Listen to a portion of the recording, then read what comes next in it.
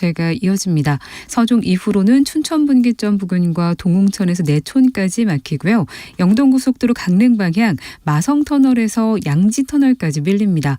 호법에서 여주분기점까지도 속도 내기 어렵고요. 강원권은 원주에서 새말까지, 둔내나들목에서 둔내터널까지 정체됩니다. 중부 내륙고속도로 창원 방향은 여주분기점에서 감곡까지 10km 구간 밀리고 있습니다. KBS 교통정보센터였습니다.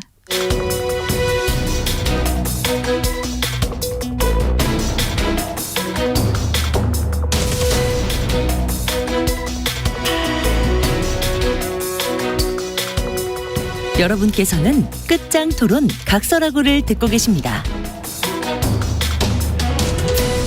정관용의 시사본부 매주 토요일 2부 끝장토론 각설하고 시사평론가 이종훈 박사, 민주당 민주연구원 부원장 현근택 변호사 두 분과 함께하고 있습니다. 후반부 공통질문, 이번 주에 가장 핫했던 말 한마디. 이종훈 박사. 네, 저는 유재현 국방부 법무관리관이 했다는 말을 꼽고 싶은데요. 직접적인 과실이 있는 사람으로 한정해야 한다.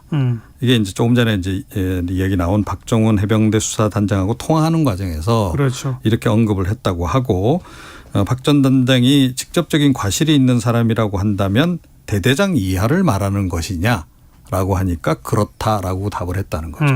그러니까 이 사안도 조금 전에 말씀드렸듯이 대대장 이하급 실무진에게 책임을 묻는 선으로 해서 꼬리 자르기를 결국 시도했던 거 아니냐 하는 그런 얘기를 하지 않을 수 없는 거고, 그래서 이제 아까 말씀드린 대로 연장선에서 뭐 잼버리 사태 같은 경우에도 결국은 뭐 전라북도의 그 실무 책임자들만 또 끝나는 게 아닌가 하는 그런 우려가 좀 드는 거죠. 네.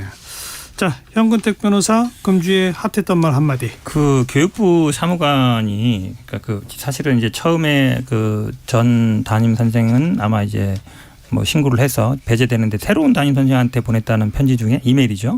왕의 DNA를 태어났다. 이 얘기가 참 이제 회자가 많이 되는데 왜 재밌게 들었냐면 우리가 왜 저 중국 진나라 때 왕후장상의 시가 따로 있냐. 이게 기원전 200년에 나온 얘기예요. 지금 21세기 2200년 지났는데 아직도 이런 얘기를 하고 있다 말이죠. 근데 이분이 사실은 교육부 사무관이 일선 학교에서는 어찌 보면 굉장히 이제 무서운 존재예요. 교육부, 그러니까 일선 학교에 계신 분들은 교육청에 있는 장학사만 와도 굉장히 큰 존재인데 교육부 그 공무원을 상대할 일이 거의 없거든요. 근데 교육부 사무관이라는 분이 그때 당시 육급이었는지 모르겠는데 편지로 이렇게 보내면 당신 뭐 바뀔 수도 있어. 그전에도 바뀌었고. 굉장히 제가 보기에는 뭐 부적절한 어떤 그런 표현이었다고 봅니다. 그리고 그 이메일 내용이 뭐 왕의 DNA 표현뿐이 아니라 뭐 굉장히 문제투성이더라고요. 그렇죠. 뭐 절대로 뭐 우리 애 편을 들어야 된다. 뭐 안 된다고 하지 말아야 된다.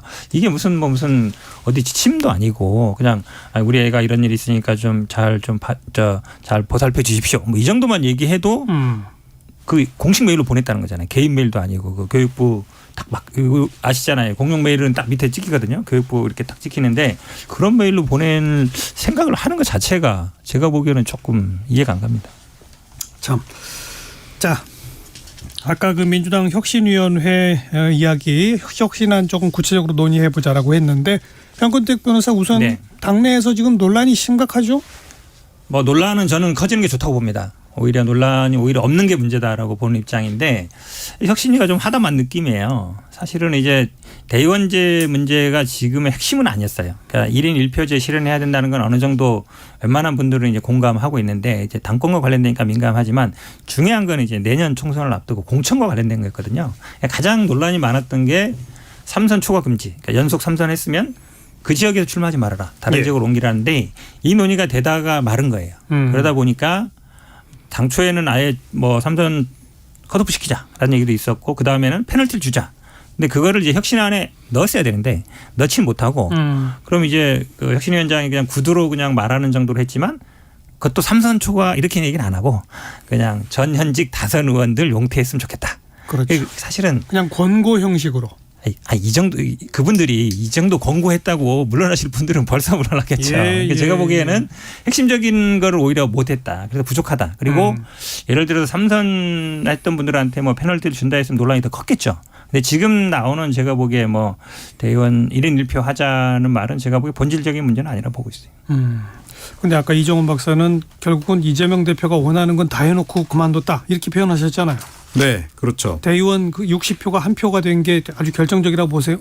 이제 그렇게 볼 수밖에 없는 것이 이게 이제 그 이재명 대표를 지지하는 사람들이 사실은 좀 원했던 이제 그런 그 내용이기도 하고, 물론 저도 좀 이렇게 대의원제를 손질은 좀 해야 된다라고 생각해요. 대의원들이 지금 현재는 너무 좀 과다 대표되는 측면이 있기 때문에 그 좀 비중을 좀 이렇게 낮춘다거나 이런 게 좀 필요하긴 했다라고는 보는데, 그래도 이거는 좀 너무 나간 게 아닌가.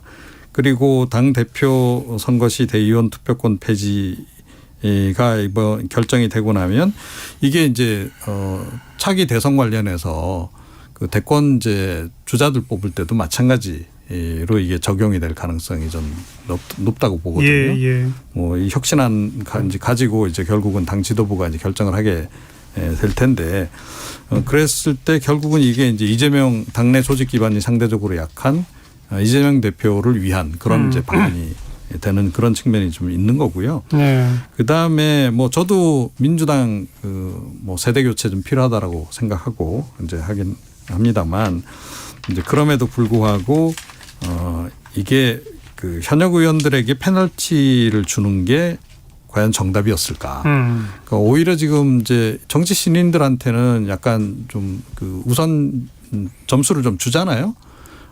차라리 그렇게 좀 포지티브한 방식으로 좀 가산점 주는 방식으로 그런 방식으로 좀 더 진행이 되는 게 훨씬 더 낫지 않았을까.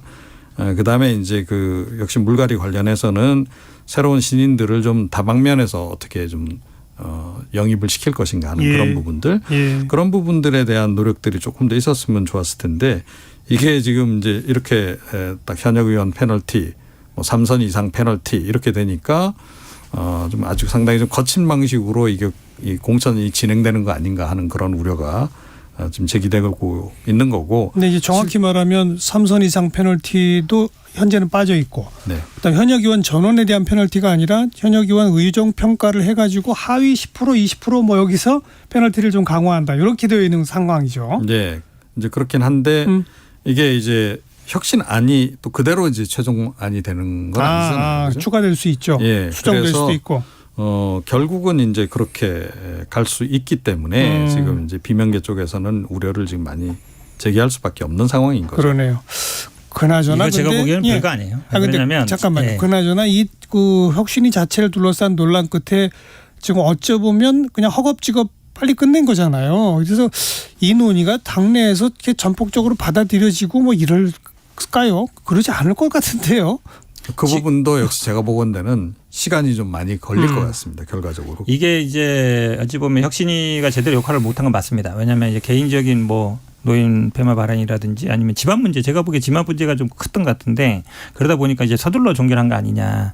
저도 혁신이 뭐 그전에도 많이 보셨겠지만 1호안, 2호안, 3호안 내면서 계속 이제 당내에서 토론이 이어지고 거기에서 합의가 이루어지면 나중에 최종 발표하는 방식으로 해왔거든요. 네. 근데 이번에는 이제 그러지 못한 게 제가 보기엔 크고, 근데 이제 이게 지금 1인 1표 말고 현역 의원 평가 부분도 마찬가지예요. 지금은 어떻게 하고 있냐면 20% 하위 20%에 대해서 평가를 해서 20% 감점을 줍니다. 근데 그걸 공개를 안 해요. 그냥 본인한테만 알려주는 식이에요. 나중에 경선하고 나면 그때 간사하는 방식인데, 이번도 별거 아니에요. 그러니까 하위 10%까지는 40%, 20%까지는 30%, 30%까지 20% 한다는데, 이거를 예를 들어서 평가를 어떻게 한다든지 이거를 뭐 공개한다든지 이렇게 됐으면 아마 제가 보기에 막 당내에서 엄청 분쟁이 됐을 텐데, 그런 내용은 없어요.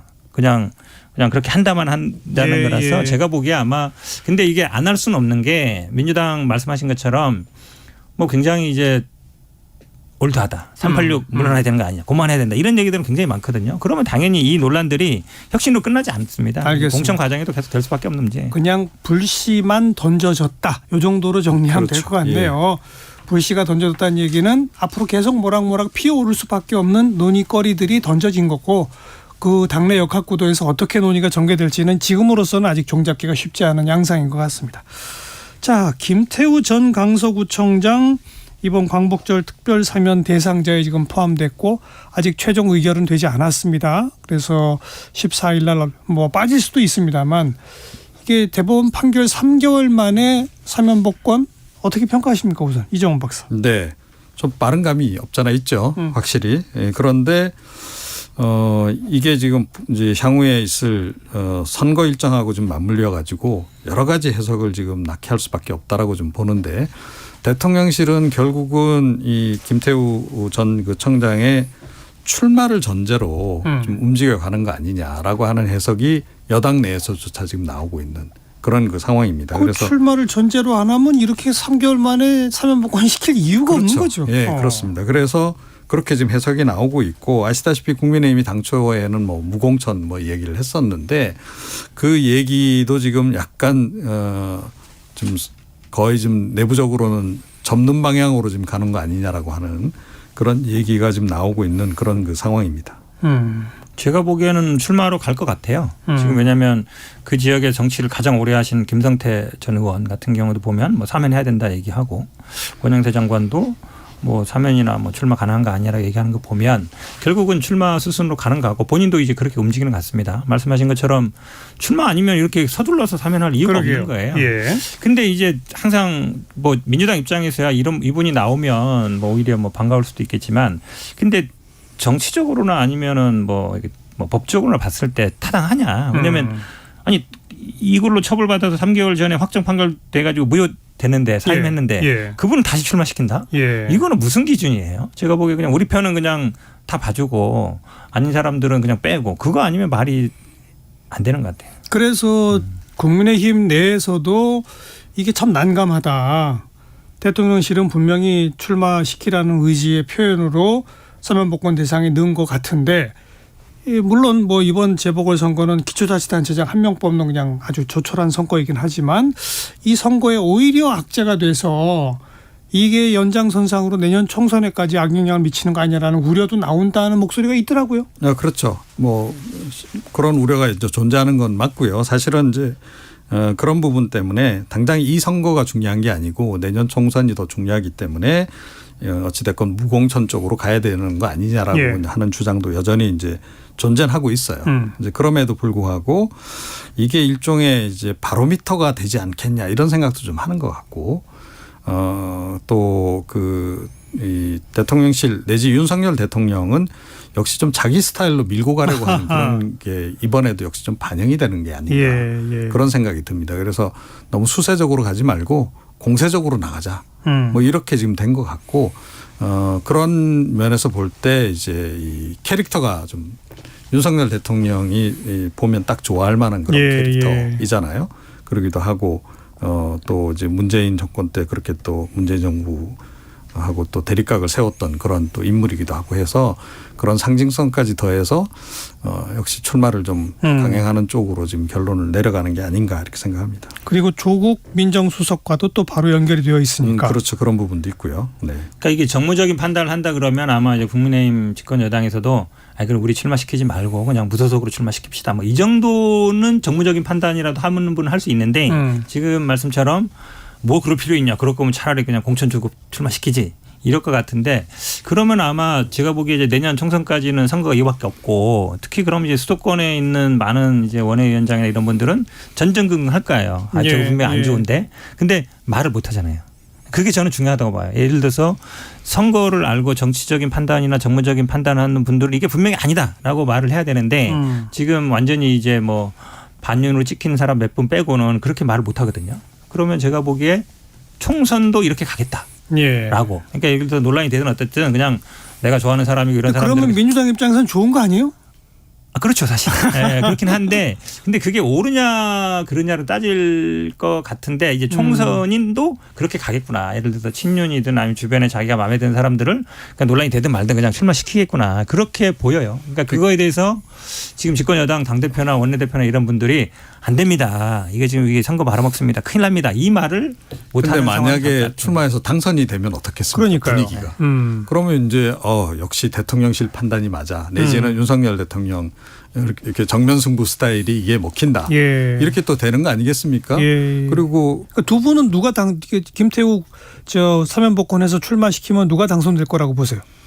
그 지역이 사실은 따지고 보면 야세가 좀 원래 강한 그렇죠. 지역이긴 해요. 이제 그런데 어찌됐건 이제 지난번에 이제 한번 당선 예. 전력이 있기 때문에 이제 약간 조직적 기반 뭐 이런 것도 좀 있는 것으로 당 내에서 좀 보는 시각도 좀 있더라고요. 그래서 민주당도 이렇게 되면 아주 초당적으로 이게 총력 집결할 거요. 그렇죠. 그렇죠. 그렇죠. 말씀처럼 그래서 이제 그렇게 네. 승부수를 던져서 만약에 되면 윤 대통령 입장에서는 사실 내년 총선 판 깔아가는데 굉장히 유리해지는 그런 측면이 분명히 존재해요. 지면, 이길 수 지면. 있기 지면 좀 이제 사실은 어려워질 수 있는데 그런데 이제 윤 대통령은 지금 더 이상 난 잃을 게 없다라는 알겠습니다. 판단을 좀 내리고 있는 게 아닌가 그러니까 생각합니다. 아시겠지만 지난번 선거는 그 지역은 뭐 일단 뭐 3명의 국회의원도 민주당 쪽이고 예전에 구청장도 계속 했었는데 이번에도 사실은 겨우 이겼어요. 겨우 김태우 전 구청장 겨우 이겼고 어찌 보면 대선 직후였고 이렇게 볼 수 있는데 그때는 이분이 이 정도 물론 1심 판결 나는 후긴 했지만 이 정도 논란 아니었거든요.